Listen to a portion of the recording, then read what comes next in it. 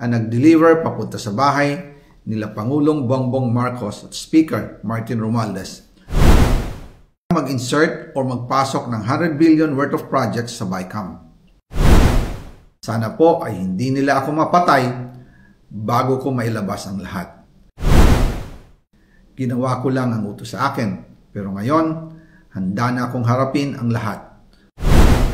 Ginagamit ng administrasyon ang buong resources ng bansa para tumahimik ako.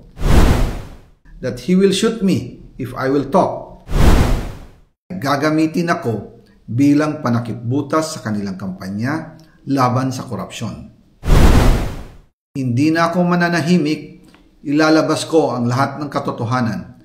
May resibo, may ebidensya, at may pangalan. Para sa bawat Pilipino, alam ko na buo ang galit ninyo sa akin ngayon.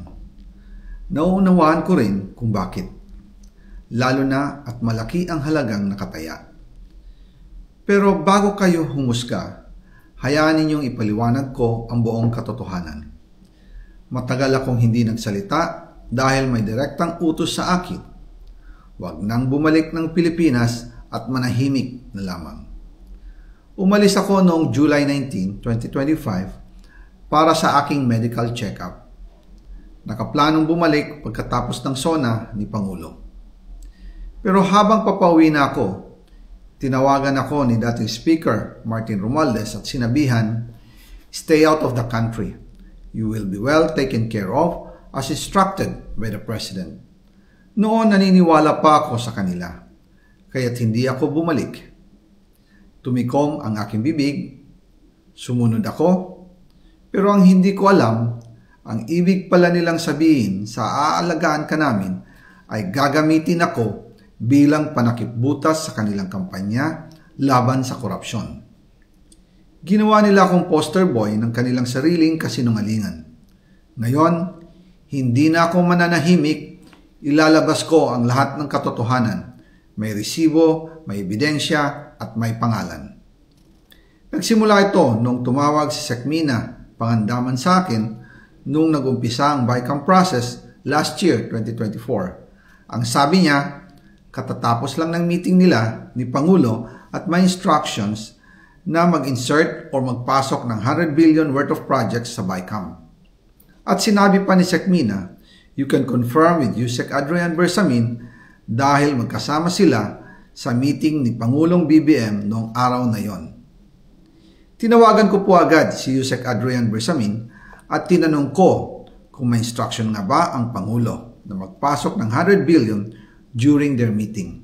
Ang sabi niya ay totoo nga po. Right after our conversation, tinawagan ko po si dating Speaker Martin Romualdez at nireport ko ang instructions ng Presidente to insert the 100 billion projects. At sinabi niya sa akin, what the President wants, he gets. After ng ilang araw, nag-set po ng meeting si Sekmina Pangandaman at Yusek Adrian Bersamin sa amin ni dating Speaker Martin Romualdez sa Aguado Building in front of Gate 4 ng Malacanang at nandun din po si Yusek Jojo Cadiz. During the meeting, binigay po ni Yusek Adrian Bersamin ang listahan na worth 100 billion. Tinanong ko po si Yusek Adrian kung saan galing ang listahan. Ang sagot niya, galing kay PBBM mismo at binigay niya ito mula sa brown leather bag. Nung sinabi po ni Yusek Adrian Bersamin yung brown leather bag, naalala ko noong nasa Singapore kami right after the elections of May 2022 sa Hilton Hotel, kami ni dating Speaker Martin and PBBM habang pauwi at pabalik ng Pilipinas, hinabol ng PSG ang brown leather bag at ang sabi ni PBBM, maiwan na lahat, wag lang ang brown leather bag. Kaya naniwala ako na utos talaga ito ng Pangulo. Pagkatapos ng ilang araw, I informed sina dating Speaker Martin Romualdez, Sekmina Pangandaman, Yusek Adrian Bersamin, and Yusek Jojo Cadiz na kung pwede 50 billion lang ang ipasok sa program funds dahil so sobra ang DPWH funds versus sa DepEd. In practice, hindi pwede na mas malaki ang budget ng DPWH kaysa edukasyon. And yung balance na 50 billion, ilagay na lang sa unprogrammed funds for the 2025 budget dahil Office of the President din ang nagre-release ng lahat ng unprogrammed funds. Pagkatapos ng isang araw, tinawagan ako ni Sec Mina at sinabi ang mensahe ng Pangulo. Ipasok ninyo yan dahil pinangako na sa akin ni Speaker Martin yan at hindi na pwedeng baguhin. Kumbaga, ang utos ng hari hindi pwedeng mabali.